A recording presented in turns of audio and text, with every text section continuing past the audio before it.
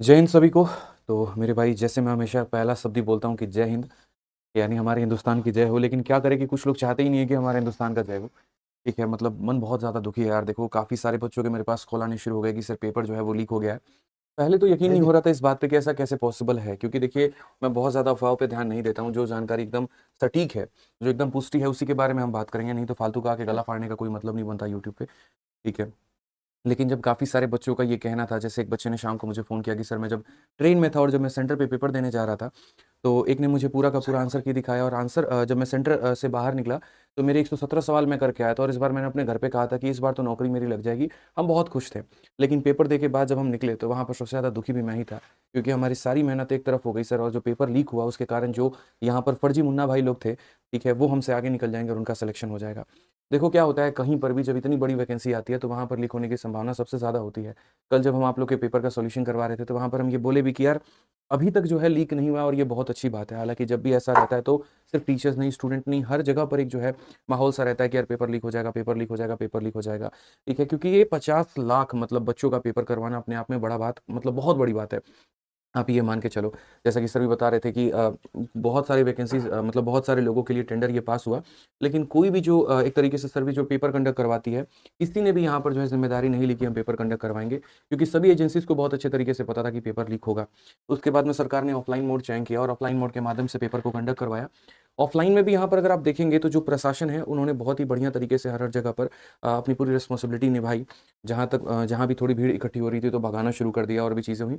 लेकिन क्या करोगे, देखो ये एक चेन सिस्टम है। आप ऐसे मान के चलो यहाँ पर कि जो पेपर बना रहा है और जब पेपर पहुँच रहा है, तो वहाँ पर है ना, कई सारे लोग हैं। इनफैक्ट जिस गाड़ी में पेपर जा रहा है, तो उस गाड़ी में जो है वहाँ पर आपका गार्ड भी है, वहाँ पर पेपर कंडक्ट करवाने वाले काफ़ी सारे लोग हैं। तो वही बात है यार, सारे के सारे से आप ईमानदारी एक्सपेक्ट नहीं कर सकते। और कुछ लोगों की बेईमानी के चलते जो सवाल है वो सरकार के ऊपर भी आ जाता है, और जो सवाल है वो प्रशासन के ऊपर में भी आ जाता है। मतलब यहाँ पर ऐसे हैं कि 100 में 2 बेईमान हैं, लेकिन उसके कारण 100 के 100 के ऊपर में सवाल उठ रहा है। तो मेरा मात्र यहाँ पर सरकार से बड़ी हाथ जोड़ के विनती है, देखिए, ये जो हमारे बच्चे हैं, ये बहुत मेहनती हैं, बहुत मेहनत करते हैं। इन्होंने पिछले 2 महीने में कोई कसर नहीं छोड़ा है। हर एक सब्जेक्ट इन्होंने बहुत ईमानदारी से पढ़ा है। हर एक गेस्ट पेपर बहुत अच्छे तरीके से पढ़ा, हर एक वीडियो जो है बहुत अच्छे तरीके से पढ़ा है। ठीक है, बुखार होने के बाद, खाँसी होने के बाद, कई सारे मतलब दुःख होने के बाद भी जो है, ये लाइब्रेरी में अपनी हिम्मत के साथ बैठे रहे। ये कभी लाइब्रेरी छोड़कर नहीं गए। हमेशा जो है तत्पर रहे अपने सपने को लेकर। कभी सारी चीज़ें जो है इन्होंने त्यागी है। अपना बर्थडे हो गया, वैलेंटाइन तक हो गया। ठीक है, यहाँ पर ब्लैक डे था, सरस्वती पूजा था। कई सारे बच्चों से मैं मिला, बोलते हैं कि सर सरस्वती माँ की पूजा तो हमने मन में कर ली। ठीक है, यहाँ पर सबसे इम्पोर्टेंट हम सरस्वती ज्ञान करेंगे, हम पढ़ेंगे तब तो हमें सरस्वती आएँगी। ठीक है, कई सारे बच्चे ऐसे थे जो अभी काफ़ी सारा समय था, घर भी जाना था लेकिन नहीं गए, और पूरा टाइम जो है लाइब्रेरी में पढ़ते रहे। 2-2 शिफ्ट की जगह पे 3-3 शिफ्ट उन्होंने लगाया, 4 शिफ्ट लगाया, बढ़िया तरीके से मेहनत की। कोई ऐसा मॉक टेस्ट उन्होंने नहीं छोड़ा, कोई ऐसी वीडियो नहीं छोड़ी, हर एक पॉइंट को उन्होंने मेहनत किया। मुझे लगता है यार कि मैं जैसे एस्पिरेंट रहा हूँ, तो मुझे ये बात बहुत पता है कि जब एक पेपर लीक होता है ना, तो सिर्फ़ वो पेपर लीक नहीं होता है यार, वो सपने टूट जाते हैं, वो बिखर जाते हैं, इंसान अंदर से हिम्मत हार जाता है। ठीक है, बहुत ऐसे लोग होते हैं जो थोड़े साधन जुटाकर, जैसे मानो जिनका सेंटर उनके घर के आस-पास नहीं था। ठीक है, जैसे मैं ही अगर बात करूँ, जब मेरा सेंटर दूर हो जाता था, तो पापा से 4-5 हज़ार रुपए लेके और मैं जाऊँगा पेपर देने, और उसके बाद में तब वो पेपर दे के आऊँगा। तो फिर से वो कर्ज़े में ही लेना पड़ता था पैसे वो। ठीक है, तो कई सारे बच्चों के ऐसे हालात भी रहे होंगे। जो मैं समझ सकता हूँ उस बात को लेकर, जो एक साधन लगा, जो मेहनत लगी, जो खर्च लगा आपका, और वो एकदम आकर शून्य के बराबर खत्म हो जाता है। कई ऐसे लड़के हैं, कई ऐसी लड़कियाँ हैं, एकदम जिस तरीके से उन्होंने मेहनत की, मैं बयान नहीं कर सकता भाई। ठीक है, और इस पढ़ाने के दौरान में, इस जर्नी के दौरान में मुझे एक बात समझ में आ गया कि जितनी मेहनत यहाँ पर बच्चे करते हैं ना, उतना ही मेहनत एक टीचर का भी होता है, शिक्षक का भी होता है। ये परीक्षा सिर्फ़ एक बच्चे के लिए नहीं होती, ये परीक्षा एक गुरु के लिए भी होती है। कल रात को जब मैं घर पे गया, तो मैंने मम्मी से कहा, चिंता मत करो, रोज़ बोलती हो कि घर पे टाइम पे नहीं आता। आज से मैं घर पे 9 बजे, 10 बजे तक आ जाया करूँगा, क्योंकि अब बच्चों का पेपर जो है वो हो गया है। बड़ी खुशी है कि हमारे पढ़ाए हुए सारे सवाल आए हैं। ठीक है, और ये सैटिस्फैक्शन के साथ शायद अब मैं कुछ दिन तक जो है आराम कर पाऊँगा सुकून से, और फिर उसके बाद 1 हफ्ते के बाद मैं यूट्यूब पर क्लास लूँगा। तो वो एक सुकून था मेरे जो है आँखों में कि अब यार सुकून से कुछ दिन की नींद लेंगे। लेकिन वो सुकून जो है सारा का सारा तहस-नहस हो गया, जब सुबह हम पता चला यहाँ पर कि पेपर लीक हुआ है। इसमें मैं डायरेक्टली सरकार को ब्लेम नहीं करूँगा, ना ही मैं प्रशासन को करूँगा, क्योंकि वही बात है, चंद लोगों के चलते यहाँ पर जो है सभी को गलत ठहराना अपने आप में बहुत बड़ी बात होगी। अब इसमें ज़िम्मेदार बच्चे भी हैं। जब पेपर लीक होता है, तो वो सोचते हैं कि शॉर्टकट के माध्यम से हम किसी भी तरीके से रास्ता अपनाएँ, और उसके बाद में जो है कुछ पैसे के अंदर में बात बन जाए। लेकिन ये वो बच्चे नहीं हैं जो डेडिकेशन के साथ तैयारी कर रहे हैं। ये वो बच्चे हैं जो साल भर सोए रहते हैं। ठीक है? ये वो बच्चे हैं जो मुन्ना भाई के फिराक में बने रहते हैं। ठीक है? और किसी तरीके से शॉर्टकट लगा के, पैसे लगा के, ये जो है कोशिश करते हैं कि भैया हम जो है पैसे देके सेलेक्ट हो जाएँगे, और बाकी जो मेहनती है वो भाड़ में जाए, क्या फ़र्क पड़ता है? हमारा उनके साथ क्या रिलेशन है? ठीक है? तो जो है काफ़ी सारे लोग ज़िम्मेदार हैं। तो मेरी सरकार से बस हाथ जोड़कर विनती है कि देखिए, आपने अपनी पूरी ईमानदारी रखी पेपर करवाने में, आपने वैकेंसी भी बहुत अच्छा दिया, इसमें कोई डाउट नहीं है। प्रशासन में सभी लोगों ने भी बहुत अच्छी मेहनत की, हर एक बच्चों की सेफ्टी, सुरक्षा, हर एक बात का उन्होंने ध्यान रखा। लेकिन जो रिक्वेस्ट है मेरी आप लोगों से ये है कि आपको भी पता है कि पेपर लीक हुआ है, इतने सारे बच्चे तो झूठ नहीं बोलेंगे। जो सुबह से सभी जगह पे वायरल आंसर शीट्स आ रही हैं, ठीक है, तो ये वायरल आंसर शीट अभी ही तो नहीं आया, एक बच्चे के पास आया, दूसरे के पास आया, तीसरे के पास आया, और जब ये बच्चा बोल रहा है कि मेरे साथ वाले ने पूरा आंसर रट कर गया है और पूरा एज इट इज पेपर आया। शिवान सर भी बता रहे थे कि सुबह में मेरे पास भी सर पूरा का पूरा क्वेश्चन आ रखा था, बट मैंने उसको इग्नोर किया, मैंने कहीं पर ना शेयर किया, ना मैंने कुछ कहा। लेकिन जब शाम को मैंने सेम पेपर देखा तो मुझे बड़ा दुख हुआ कि जब मेरे पास आ सकता है तो कई सारे लोगों के पास भी तो जा सकता है। तो बस सरकार से इतनी हमारी रिक्वेस्ट है कि एक निष्पक्ष जांच बिठाई जाए इसके ऊपर में।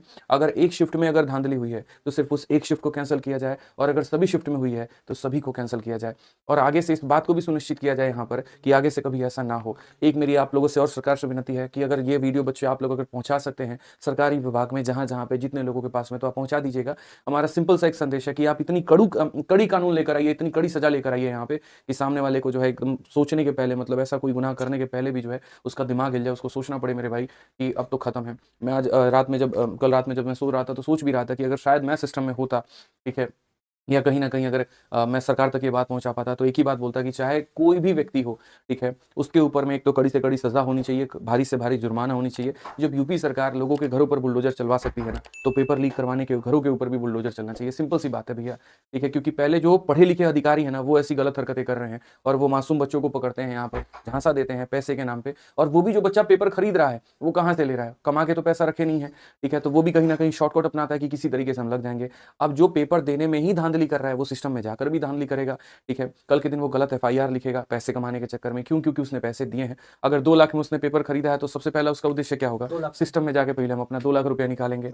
उस केस में जो चीज सही है उसको भी वो गलत करेगा। तो बात यहाँ सिर्फ एक पेपर लीक की नहीं होती है, बात हमारे जो है वो देश के भविष्य की होती है, बात हमारे जो है समाज की भविष्य की होती है। इसलिए मैंने कहा जय हिंद बोलता हूँ ताकि हमारे हिंदुस्तान की जय हो। लेकिन आज की घटना ऐसी नहीं थी जिसमें हिंदुस्तान की कहीं पर भी जय होती, ठीक है। ये अपने आप में एक बहुत शर्मनाक बात है और इसके ऊपर सरकार को एक्शन लेना चाहिए। ऊपर से नीचे नीचे तक जितने भी अधिकारी हैं जो इसके जिम्मेदार हैं उनको बर्खास्त किया जाए, उनके ऊपर कड़ी कार्रवाई की जाए और एक समाधान निकाला जाए जिससे बच्चे जो है वो काफी परेशान है तो उनका सॉल्यूशन हो। क्योंकि मुझे इतना पता है कि सरकार जो है वो सपोर्ट करती है बच्चों का। आप एज रिलैक्सेशन में ही देख लीजिए, जब सरकार तक बातें गई तो उन्होंने माना वो सारी बातें जो बच्चे मान रहे थे। तो इसमें सरकार को गाली देने की आवश्यकता नहीं है, प्रशासन को गाली देने की आवश्यकता नहीं है, ठीक है। सुबह तक का इंतजार करते हैं। यूपी पुलिस के माध्यम से, जो यूपी हमारी बोर्ड है जिन्होंने ये पेपर कंडक्ट करवाया, उनके माध्यम से भी उनके ऑफिशियल वेबसाइट पर न्यूज आ ही जाएगी पेपर के कैंसिल को लेकर, तो वो हम थोड़ा वेट करेंगे और तब उसके बाद में जो है मेरे भाई यहाँ पर आगे की और बातों को हम लोग आपके प्रस्तुत रखेंगे। बाकी अलग अलग माध्यम से हम आप लोगों को जानकारी देते रहेंगे। गुमराह करने वाली ऐसी कोई सी बात नहीं होगी आप लोगों के आगे। आप लोगों से विनम्र निवेदन है, अभी सब्र रखें। हाँ, गुस्सा आप लोगों का जायज है, बिल्कुल जायज है मेरे भाई, लेकिन इस गुस्से को सही जगह पर सही तरीके से इस्तेमाल करेंगे। कोई ऐसी अपशब्द, कोई ऐसी बात, कोई ऐसी शब्द का इस्तेमाल ना करें जहां पर आपको हानि पहुंच सकती है, जहां पर आप नापे जा सकते हैं, जहां पर जो है आपके शब्द आपके लिए भारी पड़ सकते हैं। इस बात का ध्यान रखें, ठीक है। तो मेरे भाई आज के लिए इतना ही, धन्यवाद। और इस वीडियो को भाई सरकार तक पहुंचाने के लिए हर एक साथी सेशन को शेयर जरूर कर देगा। थैंक यू सो मच, धन्यवाद।